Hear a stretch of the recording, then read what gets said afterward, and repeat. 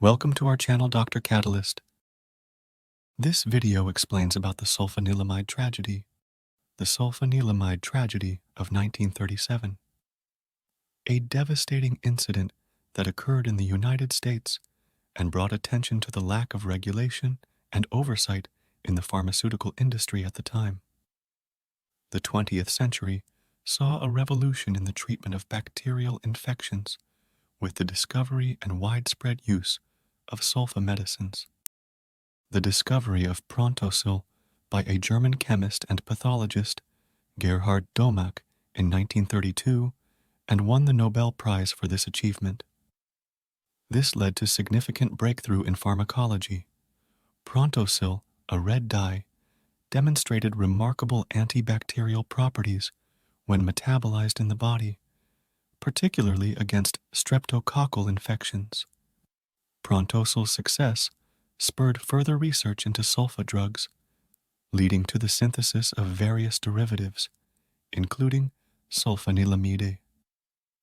Sulfa drugs offered a lifeline to countless patients suffering from previously untreatable infections. In 1937, the pharmaceutical company S.E. Massengill Company claimed to have developed a groundbreaking liquid form of sulfanilamide, marketed as elixir sulfanilamide. This new formulation was intended to be a more palatable option for patients, as the previous tablets were large and difficult to swallow. Tragically, elixir sulfanilamide proved fatal for hundreds of patients, many of whom were children. Elixir sulfanilamide caused severe kidney damage and metabolic acidosis, leading to agonizing deaths within days of ingestion.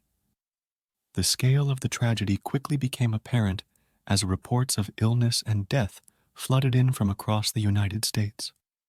The U.S. Food and Drug Administration, FDA, led by Dr. Walter Campbell, launched an extensive investigation into the incident, aiming to identify the root causes of the disaster and prevent similar occurrences in the future.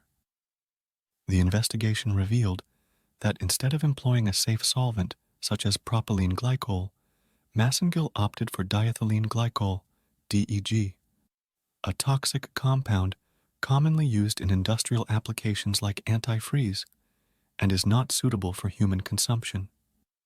In response, U.S. Congress passed the landmark Food, Drug, and Cosmetic Act of 1938, granting the FDA enhanced authority to regulate the manufacturing, marketing, and distribution of pharmaceutical products.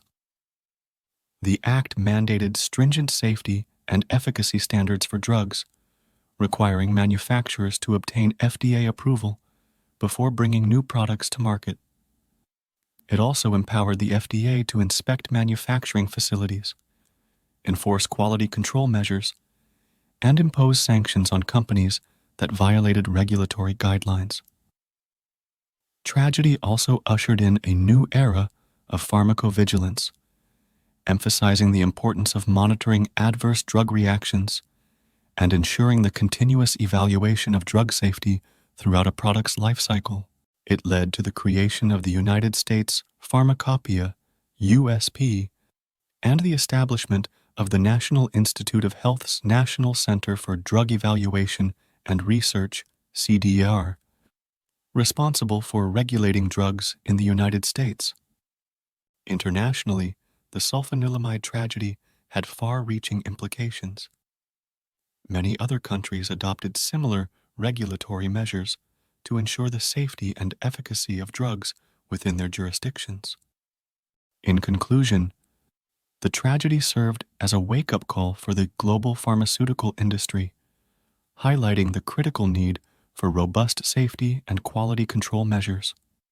Pharmacologists and drug developers embraced new methodologies and technologies to mitigate risks and streamline the drug approval process.